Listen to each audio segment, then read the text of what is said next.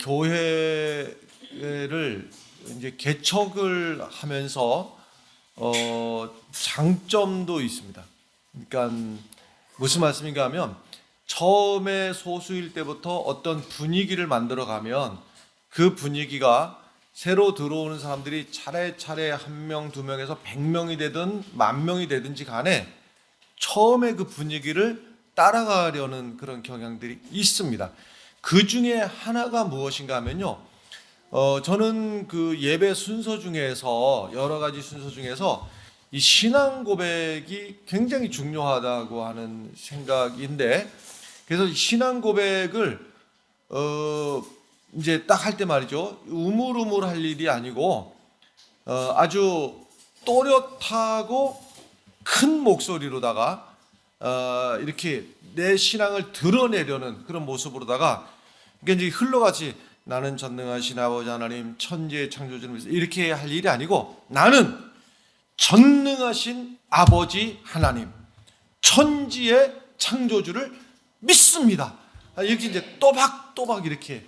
그래서 우리 옷을 이렇게 하면 다음 주에 또 잊어버릴 수도 있잖아요. 근데 누군가는 또 기억을 하고 조금 이렇게 또렷하고 선언적으로 크게 하려는 목소리가 들리면 아차차 하면서 또 같이 서로 그렇게 해서 우리 이제 또 새로 누군가가 우리 교회에 합류가 되면 이 교회는 이렇게 하는구나. 자기도 모르게 금방 따라가게 되거든요. 그래서 그 분위기를 우리가 만들었으면 좋겠다라는 것이 이 얘기를 진작부터 드려야지 했었는데 하여튼 앞으로 그렇게 하면 좋겠습니다. 오늘 맥추감사 주일인데요.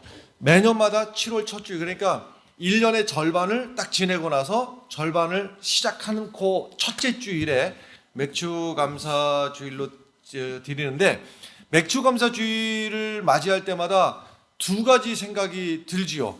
첫 번째는 세월 참 빠르다.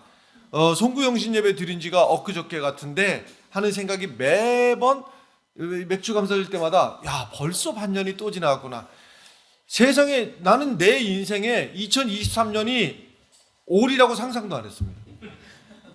그런 날이 올까 이런 생각을 했었는데 2023년도 벌써 절반이 또 지나갔다라는 것. 이것이 이제 첫 번째 소회예요. 맥추감사 주일을 맞이할 때. 두 번째 소회가 뭐냐면 하나님 앞에 모든 건 늘 감사하면서 지내야 되는데, 말하자면 하나님이 우리를 눈동자처럼 보호하시고 우리를 안아주셔서 환난과 풍랑 가운데서도 우리를 오늘까지 여기까지 인도해 주셨는데 늘 감사함에도 불구하고 우리의 현실 속에서 우리가 감사를 잊고 살았다라고 하는 생각이 이제 드는 거예요. 마치 이런 것들입니다. 온 몸에 감사할 일이 얼마나 많습니까? 벌써 내 눈동자를 요만큼 지켜주셔서 이렇게 볼 수 있도록 하신 것도 감사하고 나의 뭐 열 손가락 다 감사한데 우리가 이제 어디에 온 신경을 뺏기는가 하면 내 신발 속에 있는 작은 모래알갱이 그 하나에 우리의 온몸으로 맞으면 세포가 얼마나 많고 또 기관이 얼마나 많고 뼈의 개수는 몇 개일 것이며 이 모든 것을 우리가 다 잃어버리고 사는 거예요. 잃어버리고 저 신발 속에 있는 그 모래알갱이 하나에 온 신경이 다 가서 말이죠. 거기에 그냥 아이고 불평하고 또 아파하고 또 이러고 살아가는 거예요. 그러면서 이제 우리의 기도도 거기에 함몰이 되는 거예요. 그래서 우리의 기도가 내가 기도를 하면 마치 우리 인생에 늘 그런 거 만나지 않습니까? 내 신발 속에 있는 모래알갱이 같은 거를 이제 만나요. 하나 지나갔는가 하면 또 하나를 만나게 되는데 그래서 이제 기도하지요. 하나님 이거 즉시로 좀 어떻게 좀 해결해 주십시오. 하나님이 전능하신 하나님이 저 원수와 같은 것 바로 그냥 거꾸로 뚫으시든지 아니면 이 물질의 문제 그냥 하나님이 한 번에 딱 해결해 주시든지 이 뭐 건강의 문제 어떤 기도하는 거기에 우리의 그 관심 있는 이것이 하나님께서 확 좀 기도하면 눈을 딱 뜨는 순간에 이것이 탁 해결되기를 바라는 마음으로 기도를 하는데 눈을 떠보면 여전히 그것이 내 신발 속에 있는 그 모래알갱이 여전히 남아있단 말이죠. 이럴 때 이제 우리가 그 신앙의 한편으로다가 이런 생각이 드는 거예요. 왜 하나님은 내 기도에 응답하지 아니하시고 침묵하시는가 하는 이 생각이 우리가 이제 드는 거예요. 그래서 거기에 이제 마음을 뺏기다 보면 숱하게 하나님 앞에 감사해야 될 100가지, 1000가지, 10,000가지는 우리가 잠시 잊어버리고 오직 내 신경을 건드리게 하는 그 문제에 우리의 마음이 다 이제 빼앗기게 되는데, 그 침묵하시는 하나님을 우리가 바라보면서 오늘 맥주감사절에 우리가 붙들어야 될 말씀이 이제 이런 것들인데요. 하나님의 때가 되었을 때, 그러니까 내 생각에는 지금 당장이 내 생각인데, 하나님의 때가 되었을 때 하나님은 잊지 아니하시고 반드시 하나님은 역사하신다는 거예요. 이것이 바로 우리가 붙들어야 될 믿음인 겁니다. 그러니까 오늘 하바국서 말씀을 읽었는데 하바국도 똑같은 고민을 했던 거예요. 이 현실과 신앙 가운데, 신앙은 뭐냐면 하나님이 반드시 내 삶 가운데 역사하신다, 하나님은 전지전능하시다, 하나님은 내 기도를 들으신다, 이것이 신앙인데, 한편에서 현실을 바라보고 있다면 이 현실 속에서는 참 답답한 문제, 깝깝한 문제, 숨이 뚝뚝 막히는 문제가 내 삶 속에 있는 것이죠. 또 어떨 때는요, 억울하기도 하고 막 울분이, 화가 내 안에서 막 솟아오기도 하고, 이것이 현실인 겁니다. 신앙생활 하다 보면 그냥 모든 것들이 동화 속에 나오는 것처럼 이게 진행이 되면은 우리가 참 좋겠어요. 권선징악이라든지. 그런데요, 현실 속에서 보면은 실제로 다가요, 우리의 피부적으로 느끼는 거 보면 선한 사람과 악한 사람이 있으면 누가 성공할 확률이 더 높은 것 같습니까? 그러니까 우리의 피부적으로 느끼는 것은 악한 사람이 악착같이 수단과 방법을 가리지 않고 무엇을 하나라도 더 얻어내는 것 같고, 취하는 것 같고, 남을 속이고 타인을 짓밟는 사람이 오히려 인정을 받는 그런 세상. 그저 참아내고 인내하고 얌전하고 이러는 사람은 늘 그냥 그 배려의 대상에서 제외되다가, 아니 심지어는 무시당하기도 하고 그렇습니다. 심지어는 무시당하기도 하고 그래요. 교인들은, 목사님, 장로님들이 총대로 가는 것에 그렇게 그게 뭔가 싶은 생각이 들겠습니다만은, 대부분의 이제 목사님들, 특히 목사님들, 이제 노회원이 예를 들면 100명이다. 그러면 이제 그 중에서 이제 노회별로다가 그 총대가 몇 명이 정해지는데, 그것이 노회 안에서 내가 인정받는 것으로 여기는 거예요. 그런데 제가 이제 서울에서 목회할 때 그것도요, 은근히 큰 교회 목사님들은 또 슬쩍 넣어줍니다. 거기다가 전 회원들 투표를 하는데, 저도 이제 서울에서 적지 않은 교회에 있었으니까 슬그머니 제 이름을 이제 제가 말 안 해도 알아서 큰 교회 목사님들은 배려를 해줍니다. 전 노회원들이. 그래서 이제 제 이름이 이제 쉽게 말해서 숲에 당선이 된 거예요. 그래서 제가 이제 손을 번쩍 들고, 저는 총회 일에 대해서 잘 모르니 총회 일에서 잘 아시는 분들이 가시는 게 좋겠고, 저는 총대에서 사퇴를 하겠습니다. 저의 이름을 빼주세요. 이렇게 되면 어떻게 하냐면 10명까지가 총대 원수라면 11번째 이제 후보도 2-3명 뽑아놓거든요. 그 다음 순번이 가게 되는 겁니다. 자, 그래서 1년이 지났습니다. 1년이 지나서 이제 총대 투표를 또 하지 않습니까? 제 이름은 그 다음부터 한 번도 안 나와요. 그러니까 표가 적게 나와서 못 들어갔다가 아니라 아예 한 표도 안 들어요. 그리고 나서는요, 노예 일을 다 얘기하기 그렇습니다. 그것도 또 상비 부서에, 정치부 이런 데는 좀 발언권이나 있는 사람들, 큰 소리 하는 사람들 거기에 어련히 넣어줘. 참고적으로 장로님은 늘 정치부입니다. 근데 안 가려고 하는 데들이 있습니다. 수고해야 되는 데들, 수고하고 빚이 안 나는데, 교육부, 사회부 그런 데가 있어요. 참고적으로 같은 부서에 연속으로다가 3년 주기로다가 보통 들어가는데, 3년 지나서 절대로 같은 부서에는 안 넣거든요. 절대로 같은 부서에 안 넣는데 무시받는 교육부에만 제가 7년이 있었습니다. 그러니까 한번 양보를 하거나 하면은요, 그 다음부터는 그 사람을 존중해 주는 게 아니라 그 사람을 막대하기 시작하고 함부로 대하기. 이건 현실입니다. 이것이. 그러니까 우리 신앙 속에서요. 우리의 신앙은 뭡니까? 인내하고 양보하고 손해보고 오른뺨을 치면 왼뺨을 돌려대고, 이것이 우리의 신앙인데, 현실은 말이죠. 약삭 빠른 사람이, 악착 같은 사람이, 큰 소리 치는 사람이, 화 잘 내는 사람이, 그 사람은 어떻게든 배려를 해줍니다. 그런데 양보하고 손해보고 이 사람은 적당히 무시당하면서 살아가는 것이, 이것이 현실입니다. 그런데 말이죠, 여기가 중요해요. 여기서가 우리의 신앙을 고백하는 때인 거예요. 남들하고 똑같이 지내면서 우리의 믿음, 신앙, 하나님, 교회, 성경, 이것이 아니고, 여기서 이 모순 가운데서, 모순된 세상을 우리가 살아가면서 여기서 우리의 신앙을 어떻게 고백할 것이냐라고 하는 것이, 이거 중요한 것입니다.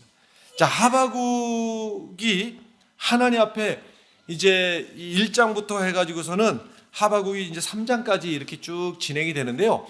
이 짧은 말씀 가운데서 이 하바국이 굉장히 중요한 신앙의 본을 우리들에게 보여주고 있는 것인데, 처음에 하나님 앞에 하바국이 기도할 때에 우리가 가지고 있는 이 똑같은 문제를 가지고 하나님 앞에 기도의 시작을 어떻게 기도를 하는가 하면, 항의를 하면서 기도를 하는 거예요. 우리가 가지고 있는 그 똑같은 문제를 가지고 하나님 앞에, 그러니까 이런 내용이에요. 공의로우신 하나님이 이렇게 악한 세상에 저 악을, 또 악을 행하는 자를 하나님이 왜 내버려 두시는 겁니까? 저렇게 못된 존재를 하나님이 꺾어버리든지, 아니면은 그 자리에서 피토하고 죽게 만들어 버리시든지, 망하게 하시든지, 하나님이 당장의 역사를 안 하시고 저 악한 존재를 왜 내버려 두시는 겁니까? 이거예요. 그게 이제 하바국의 시작인데, 1장의 4절의 말씀인데요. 하바국 1장의 4절을 제가 읽을 테니까 들어보세요. 이러므로 율법이 해이하고 하는 것은 하나님의 말씀이 무시당한다고 하는 거예요. 정의가 전혀 시행되지 못하오니 이는 악인이 의인을 애워쌌으므로 정의가 굳게 행하여짐이니이다. 옳은 것, 정의, 율법은 무시당하고 오히려 악한 자들이 판을 치는 것을 하나님 왜 저거를 내버려 두십니까? 하고 하나님 앞에 항의를 하는 겁니다.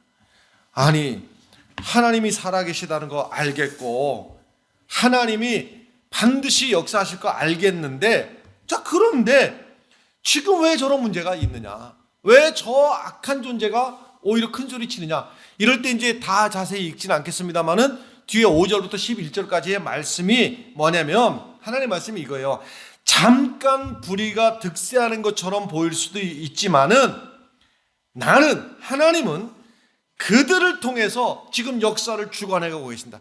그들이 지금 수지 맞는 것 같고 악인들이 판을 치는 것 같지만 그 모든 것을 통해서 하나님의 역사를 하나님은 지금 이루어가고 있는 중이다라고 하는 것을 하나님은 먼저 말씀을 하고 있는 거예요.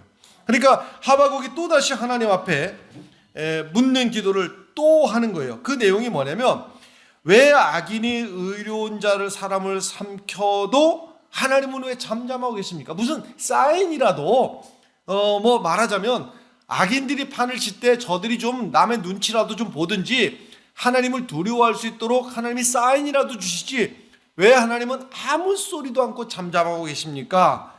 이것이 이제 13절이에요. 1장 13절의 말씀인데, 주께서는 눈이 정결하심으로 악을 참아보지 못하시며 패역을 참아보지 못하시거늘 어찌하여 거짓된 자들을 방관하시며 악인이 자기보다 의로운 사람을 삼키는데도 잠잠하시나이까? 하나님은 왜 잠잠하고 계십니까? 이렇게 묻는 거예요.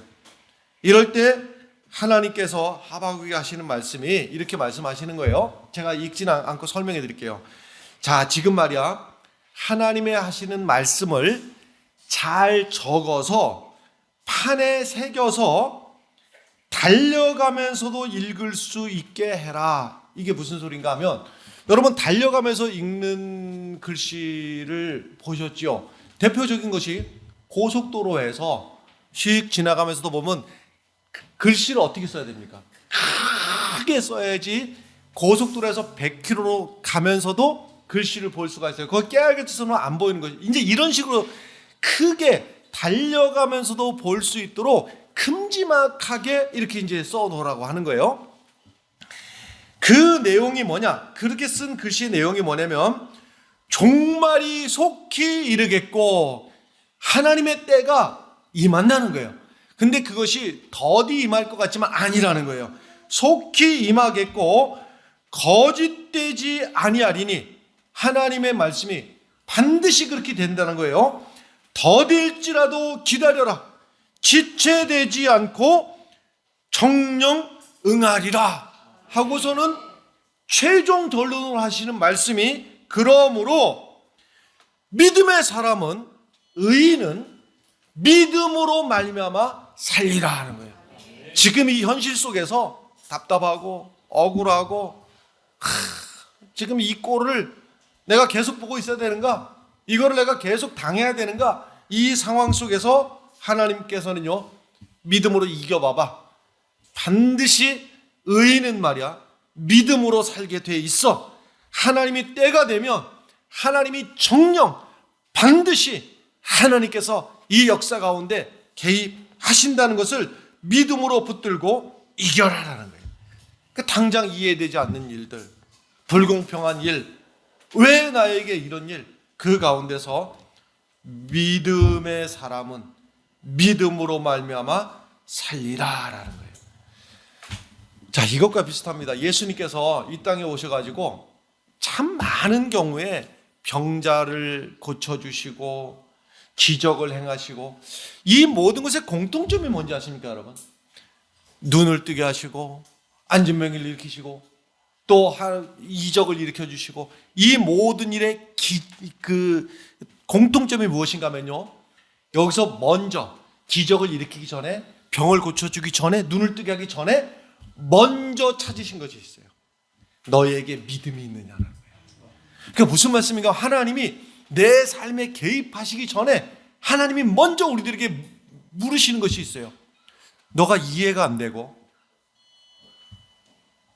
감정적으로다가 받아들일 수가 없고 내가 언제까지 참아야 됩니까? 하는 이 물음 속에서도 하나님이 하나님의 때에 역사를 반드시 하시는데 그 하나님의 개입하시기 전에 먼저 물으시는 것이 너에게 믿음이 있느냐. 그 믿음이 뭐냐면 지금 나의 삶 속에서 하나님이 외면하시고 계시고 하나님이 모른 척 하시고 계시는 것이 아니라 하나님이 내 삶을 보고 계시고 함께 안타까워하고 계시고 하나님의 때가 되었을 때 하나님이 역사하실 것을 네가 믿고 지금 버티고 있느냐는 거예요. 할 수 없이 숨쉬고 있느냐? 아니면 하나님의 역사를 기다리면서 믿음으로 내가 지금 버티고 있느냐? 이것을 물으시는 거예요. 여러분 이 물음 앞에 여러분 주여 믿습니다. 이 믿음의 고백이 우리의 고백이 되기를 간절히 바랍니다. 하박국이 이 모든 하나님한테 막 항변을 하다가 따지듯이 하다가 하박국이 기도하던 중에 하박국의 기도가 바뀌기 시작합니다. 그러니까 기도가 이런 거예요. 그러니까 기도를 어떻게 할까? 이거보다 더 중요한 것은 기도하라가 중요하다고 그랬습니다. 왜 그런가 하면요, 기도의 시작이 미약하게 시작하고 엉터리로 할 수도 있고 또 기도를 갖다가 하나님의 뜻을 헤아리지 못하고 기도할 수도 있고 그래요, 우리의 시작이. 그런데요, 기도를 하다 보면 우리의 기도가 변하는 것을 경험하게 됩니다. 예를 들면 한나의 기도 같은 경우, 한나 같은 경우에도요, 그 기도가 뭐냐면 뭐 하나님의 영광, 뭐 감사 이런 거 아니에요. 한나의 기도를 보면요, 한스럽고 눈물 나고 억울하고 답답하고 주여, 이게 이제 기도의 시작인 거예요. 근데 이제 이 기도에 나중에 이제 변화가 되죠. 기도하다 보면요. 그래서 기도는 하면 되는 거예요. 나 어떻게 할지 모른다. 아니, 그냥 하는 거예요. 기도를 하다가요, 보면 기도가 성령께서 우리의 기도를 고쳐주시는 거예요. 그래서 한나의 기도가 주님께서는 시작은 그렇지 않았는데 나중에 결론이요, 주께서는 살리기도 하시고 죽이시기도 하시고 이렇게 하시는 것이 하나님이시고 하나님 앞에 나는 두 손 두 발 다 들었습니다. 이렇게 이제 하는 것이죠. 그럴 때 하나님이 그 한스러운 한나의 기도 가운데서 하나님께서 위대한 사무엘이라고 하는 아들을 주셔가지고 그 모든 것이 단번에 해결되도록 하나님께서는 하시는 것이지요. 하박국도 마찬가지입니다. 시작은 갖다가 막 억울합니다. 답답합니다. 이해가 안 됩니다. 이게 뭡니까 하고 불평하면서 기도했다가 이제 하박국의 기도가 점점 변하는 거예요. 그래가지고서는 이제 결론적으로다가 오늘 본문 말씀으로 돌아보면 17절의 말씀, 비록, 이게 남 얘기가 아니라 우리가 자주 느끼는 내용들이에요. 비록 무화과 나무가 무성하지 못하며 포도나무에 열매가 없으며, 아니 이것이 없으면 저것이라도 있어야 되는데 맨 없는 거 투성해요. 무화과 나무가 무성하지 못하고 포도나무에 열매가 없고 감람나무에 소출이 없고 밭에 먹을 것이 없고 우리의 양이 없고 외양간에 소가 없을지라도 하는 거예요. 근데 여기서 이제 하박국이 하나님 만약에 이것도 없고 이것도 없고 이것이 없어도 하고 가정법이 아니고 내 삶의 지금 현재 상황이 이것도 없고 이것도 없고 이것도 없고 아무것도 없지만 그러나 말이죠. 나는 없지만 나는 여호와로 말미암아 즐거워하고 나의 구원의 하나님으로 인하여 나는 기뻐하리로다. 이것이 하박국의 기도가 되는 거예요. 이 인간이라는 것이 본능적으로다가 아주 어린 젖먹이마저도요, 저 어린 것들마저도 자기 손에 있던 것 없어지면은 낙심하기 마련이고 더 있기를 바라고, 그래서 대개가요 소유가 없어지면 실망하고 소유가 더 많아지면은 또 우리가 또 해하고 또 그런 것이 우리의 본능이에요.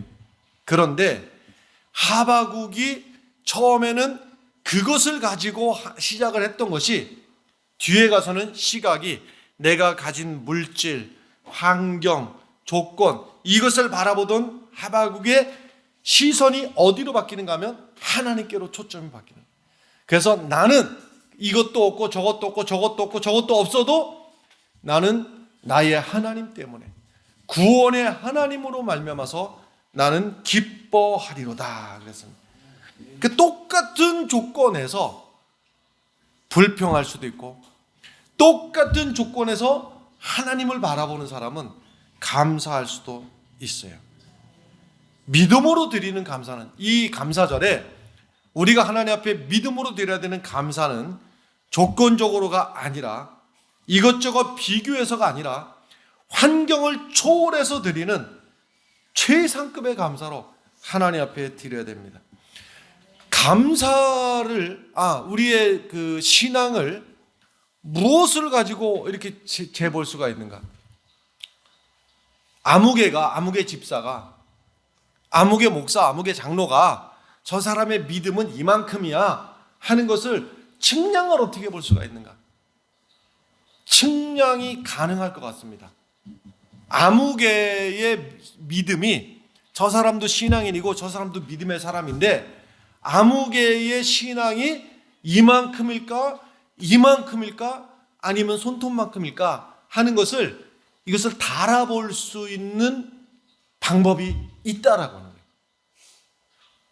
그것이 무엇인가 하면 감사의 크기만큼이 하루를 살아가면서 1년을 살아가면서 그 삶의 조건에서 그 입에서 마음에서 감사의 크기만큼이 그 사람의 믿음의 크기만큼이라고 하는 겁니다. 오늘 이 마지막 시대의 특징이 뭐냐면요, 감사를 점점 잃어버리는 겁니다. 부모님에 대한 감사도 잃어버리고 옆에 있는 사람에 대한 감사도 잃어버리고 하나님에 대한 감사도 잃어버리고 남편에 대한 감사도 잃어버리고 다 잃어버리고 사는 거예요. 디모데후서 3장 2절의 말씀을 보면 말세의 사람들이 어떠냐? 말세의 사람들은 자기를 사랑하며, 첫 번째 지금 딱 그렇지 않습니까? 자기를 사랑하며, 두 번째 돈을 사랑하며, 자긍하며, 교만하며, 회방하며, 부모를 거역하며, 그 다음에 감사하지 아니하며, 감사하지 않는 것이 마세의 특징이에요. 그 다음에 마지막은 거룩하지 아니하며.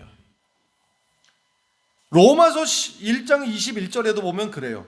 하나님을 알되 하나님으로 영화롭게도 아니하며 감사하지도 아니하고, 감사하지 아니하니까 어떻게 되냐면 그 생각이 허망하여지며 미련한 마음이 어두워졌다. 점점 감사가 사라지는 시대입니다. 이 감사는 자동차로 말하자면 어디에 해당되는 것인가 하면 윤활유에 해당되는 거예요. 어찌 보면요, 이제 자동차가 가야 되는 데는 연료가 있어야 될 것 같지 않습니까? 연료 중요하죠. 휘발유라든지 뭐 가스라든지. 그런데 연료가 중요하지만 연료가 떨어지면 어떻게 됩니까? 서게 되지요. 그런데 생각해 보면 뭐 그런 일이 있어서도 안 되지만, 연료가 떨어지면 자동차가 서지만 연료를 다시 넣으면 가지 않습니까? 그런데 이거보다 더 중요한 것이 윤활유에 해당되는 것인데, 이 윤활유가 없다면, 실제로 저는 윤활유 없는 차를 경험해 본 적이 있습니다. 제 친구 목사님이 아주 교회에서 새 차를 처음 샀으니 얼마나 좋겠습니까? 당시에 오래된 차인데 이스타나라고 하는 차를 공장에서 새 차를 탁 뽑아. 얼마나 좋겠습니까? 얼마나. 그 차에 뭐 바닥도 장판도 다시 깔고 뭐 얼마나. 그런데 이제 그 자동차가 영업소에 도착을 해서 그 뭐 이것저것 한다고, 맞으면 이제 바닥도 다시 새 걸로 깔고, 뭐 원래 있는 것도 좋은데 뭐 처음 샀으니까 뭐 이것도 달고 싶고 썬팅도 하고 싶고 막. 그래서 아직 영업사원이 그걸 안 내주냐고 영업사원이 운전을 하고 이제 그런 서비스, 이제 그런데 인테리어 한 대로 이동하던 중에 차가 서버렸어요. 결과적으로다가는 이 엔진의 피스톤이 움직이다가 이제 붙어버렸어요, 엔진에. 나중에 알고 보니까 그런 일이 왜 생긴지 모르겠는데 공장에서 출고가 되면서 윤활유를 안 넣은 거예요. 보니까 윤활유가 한 방울도 없는 거예요. 단 한 방울도. 그러니까 어디 샌 흔적도 없고 넣은 흔적도 없고, 어찌된 일인지 공장에서 윤활유를 안 넣어갖고 이 차가 나온 거예요. 자, 무슨 말씀을 드리는 거냐면, 연료가 없으면 가다가 서고 다시 있으면 채우면 가면 되는데, 윤활유가 없으면 차 자체가 기능을 할 수 없도록 완전 망가지게 되는 거예요. 무슨 말씀이냐? 여러분, 이 감사절을 우리가 잊어버릴만 하면 감사절 이렇게 지나가게 되는 것이, 우리의 감사가 없으면 우리의 삶이 망가지고 계획이 망가지고 우리의 미래가 망가지게 된다는 거예요. 똑같은 상황 속에서도 이것이 믿음이니까 하나님 앞에 감사함으로 나아갈 때 하나님께서 그 인생을 복된 인생으로, 하나님의 때가 되었을 때 가시와 같은, 모리알과 같은, 원수와 같은 그 문제 가운데 하나님께서 개입해 주신다고 하는 겁니다. 여러분, 우리가 하나님 앞에 감사하는 이유가 초점이 환경과 물질 때문에 이것이 풍족하고 이것이 되고 저것이 좋아서가 아니고, 우리의 기준은 하바국처럼 나는 여호와로 말미암아, 나는 여호와로 인하여 감사하며 기뻐하며 즐거워하리로다. 이것이 우리의 고백이 되기를 간절히 바랍니다. 여러분, 우리가 이스라엘 백성들을 대할 때마다 답답한 마음이 들죠. 왜 그랬을까?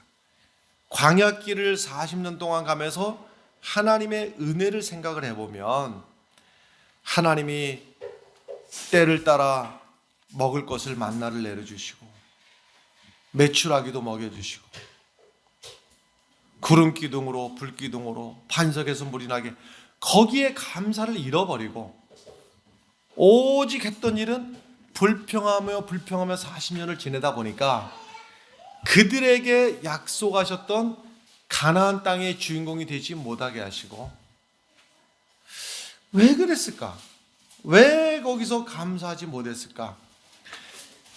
더 큰 것이 이 초점이 말이죠. 환경을 바라보면 10개가 있어도 11번째가 없으면 우리는 불평하게 됩니다. 아니, 돈만 해도 그렇습니다. 쉽게 말해서 월급 얼마면 만족을 하겠습니까? 얼마면? 그런데요, 대부분들은 큰 욕심 없으시죠.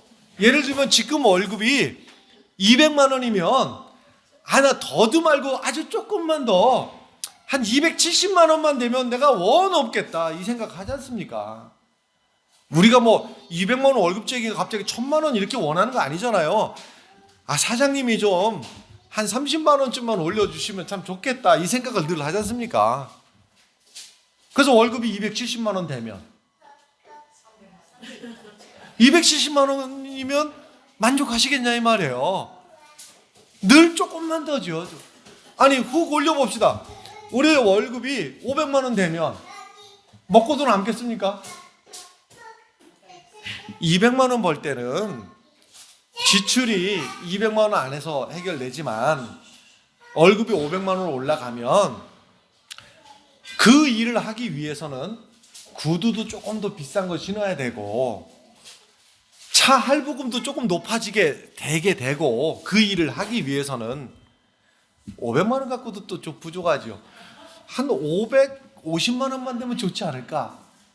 무슨 말씀이냐면 한도 끝도 없는 겁니다. 그러니까 여기에 기준을 두면 광야에서 한도 끝도 없는, 그거하고 만족이 안 된다는 거예요. 만나를 주셔도 그건 감사한 거 당연한 것이고, 200만 원 월급은 당연한 것이고, 부족한 나머지가 늘 불평인 것이죠. 그런데 이스라엘 백성들이 여기서 중요한 걸 잃어버린 거예요. 그 중요한 게 뭐냐면, 하나님이 애굽에서 평생 종노릇 해야 되는 우리를 구원해 주셨다고는 이 구원의 감격을 잃어버리고 있는 거예요. 여러분, 우리가 환경을 바라보면서 우리가 불평하는 믿음이 되지 아니하고, 날 구원해 주신 하나님, 내가 평생 죄의 종노릇하고 내가 지옥의 사람이 돼야 되고 내가 이 세상의 풍조를 따라서 떠내려가다가 멸망받아야 될 내 인생을 구원해 주신 하나님을 바라보면서 감사하는 믿음들이 되기를 주의 이름으로 간절히 축원합니다. 우리가 모든 문제에서 하나님이 나를 이기게 하시고 환난에서 나를 건져 주실 것도 믿으면서 미리 감사하는 절기가 되시길 바랍니다. 하나님이 나를 충성되이 여겨서 나를 하나님의 일꾼으로 불러주신 것도 하나님 앞에 감사하시길 바랍니다. 생각해보면 혹시 어저께 양식이 없어서, 때거리가 없어서 굶으신 분 없으십니까? 이제까지 당연한 것으로 여기고 왔지만 때거리 굶지 않고 오늘까지 살아온 것도 하나님의 은혜였습니다. 우리가 죽을 병에 들어서 기가 막힌 과정 속에서 하나님이 참 좋은 의사를 만나셔서 수술 잘 되고 살려주신 것도 감사할 일이지만, 오늘까지 큰 탈 없이 이마만큼 살아온 것도 하나님의 은혜요, 하나님의 축복인 것을 잊지 않고 감사하시길 바랍니다. 오래전 분인데요, 독일에서 재무장관을 했던, 우리가 뭐 이런 분들 이름을 다 알 수는 없습니다만은 마르틴 바덴이라고 하는 분이 계셨어요. 근데 이분의 이야기를 읽다 보니까 이분이 이제 젊은 시절에 이제 정치라고 하는 데가 어느 시대나 한쪽이 득세하면 반대편에 있는 데는 쇠하고 이러지 않습니까? 근데 이분이 이제 그 쇠하는 편에 젊은 시절에 있으면서 이분이 한마디로 말해서 정치인들이 여러분 이렇게 주목받을 자리에 있지 못하고 밀려났을 때 그 느끼는 박탈감은 우리가 느끼는 것보다 훨씬 더 크다고 하는군요. 그리고 또 그러니까 여러 가지 고통인데 정치인이 이 중심부에서 밀려나면요, 사람들에게 잊혀져 가는 괴로움. 또 하나는 뭐냐면 한마디로 돈이 없는 겁니다. 정치인은 돈 버는 걸 잘 못해요. 자기 권력을 가지고 있을 때에 돈은 만들어낼 수는 있는데, 이 사람들이 어디 갑자기 그 정치 자리를 떠나가지고 뭐 장사를 하거나 뭐 이걸 대체적으로 잘 못합니다. 그러다 보니까 이분이 이제 사람들에게 잊혀져 가는 것에 대한 괴로움, 또 하나는 돈이 너무나 없으니까 가난한 거예요. 그 돈이 너무나 없다 보니까는 어디를 갔는데 이분이 너무나 허름한 여관, 싸구려 여관에 들어가서 참 싸구려 여관에 들어가서 자기 자신이 참 한심스러운 생각이 드는 것이죠. 그런데 그날 밤에 뭐 좋은 신발은 아닌데 뭐 신발도 뭐 돈이 없으니까는 뭐 헌 신발 신고 다녔겠지만은 그 신발마저도 도둑놈의 밤에 가져가 버린 거예요. 그러니까 이게 이제 허름한 여관이다 보니까 그런 일이 생겼겠죠. 고급 호텔에서는 그런 일이 안 생기죠. 너무 짜증나는 거예요. 그러니까 자기 신세에 대한 이제 타령을 하다가 마지막에는 어디까지 가는가 하면, 아니 하나님이 살아계시다면 이렇게까지 가는 거예요. 그러니까 지가 신발 간수 잘못해 놓고 하나님 원망하는 데까지 가는 것이죠. 아니 세상에 하나님이 살아계시다면 이러니까지. 근데 이제 마음속에 이렇게 이제 불평이 가득해 가지고서는 이제 그러고 있는데, 여관 주인이 눈치도 없이 오늘 주일인데 나랑 같이 교회 가자고. 그러니까 이 사람이 이제 그 여관에 와서 지내니까는 이 사람이 이 지역 사람은 아니니까 마침 나랑 내가 다니는 교회 가자고 하니까 뭐 그럽시다라고 하겠습니까? 아니 지금 내 신발 잃어버린 사람한테 지금 그날 마침 또 눈이 왔어요. 눈까지 와가지고 저기 창고에 오래 둔 신발이 있는데 이거라도 신고, 이제 아주 막 허름한 신발 창고에 박아뒀던 걸 주니까 그걸 보니까는 새 신발도 아니고 이 그 신발에 오래 묵혀뒀으니까는 또 얼마나 또 신발이 더 누추해 보이고, 신어보니까 발에도 잘 맞지 않고 이렇게 헐렁헐렁하고. 근데 이제 이분이 교회를 갔는데, 이분이 마침 앉게 된 자리가 먼저 옆에 앉아있는 사람이 나중에 기도를 듣다 보니까 두 다리가 아예 없는 사람이에요. 그러니까 다리가 불편한 사람이 아니고 처음에 의식을 못하고 이제 앉았는데, 이 사람 기도를 듣다 보니까, 그리고 다시 보니까 다리가 없는 사람이에요. 근데 이제 이 사람이 이 마틴 바덴이라고 하는 이 사람이 오기 전에 와서 먼저 기도를 하고 있었던 사람이에요. 기도를 뭐라고 하는가 하면, 하나님 저를 돌보아 주시고 은혜를 베풀어 주시고 이 삭막한 세상 가운데 소망을 갖고 살게 하시니 감사합니다. 그리고 하는 기도가, 다리가 없어도 이렇게 주일에 교회까지 오게 해주시니 또 감사합니다. 그리고 또 하는 소리가, 이게 이 사람에게서 나올 감사인가 싶은데, 또 다리가 없으니까 신발 살 걱정도 안 하게 해주시니 감사합니다. 이렇게 기도를 하는 게 이 사람이. 그러니까 이 사람 기도를 듣다가 이 사람이 충격을 받은 거예요.